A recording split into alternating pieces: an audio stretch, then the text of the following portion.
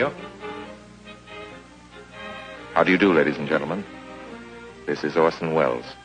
I'm speaking for the Mercury Theater, and what follows is supposed to advertise our first motion picture. Citizen Kane is the title, and we hope it can correctly be called a coming attraction. It's certainly coming to this theater, and I think our Mercury actors make it an attraction. I'd like you to meet them. Speaking of attractions, well, the chorus girls are certainly an attraction, but frankly, ladies and gentlemen, we're just showing you the chorus girls for purposes of ballyhoo. It's pretty nice ballyhoo. But here's some of our real Mercury people. This is the first time you've seen most of them on the screen. Hey, give Joe a little light. Thanks. Now smile for the folks, Joe. Smile. Joseph Cotton, ladies and gentlemen. That's it. Joseph Cotton. I think you're going to see a lot of him. Here's Ruth Warwick, whom I know you love. Ruth. Look at the camera, Ruth. We caught Ruth with her hair up.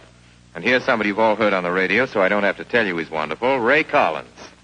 Dorothy Commongore is a name I'm going to repeat. Dorothy Commongore. I won't have to repeat it much longer. You'll be repeating it. And here's George Coulouris, who's a grand actor. I'll say that name again. George Coulouris. Watch it. Here comes Everett Sloane. Look out, Everett. Oops. Everett Sloane, ladies and gentlemen, he isn't necessarily a comedian. And here's one of the best in the world. Agnes Moorehead. I've said a lot of nice things, but Erskine Sanford deserves some more. Erskine Sanford. So does Paul. Paul Stewart, everybody.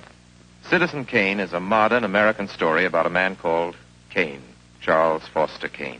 I don't know how to tell you about him. There's so many things to say. I'll turn you over instead to the characters in the picture. As you'll see, they feel very strongly on the subject. Charles Foster Kane is... Sure, he started the war. But do you think if it hadn't been for Mr. Kane, the United States would have the Panama Canal? Charles Foster Kane is nothing more or less than a communist. Kane, governor.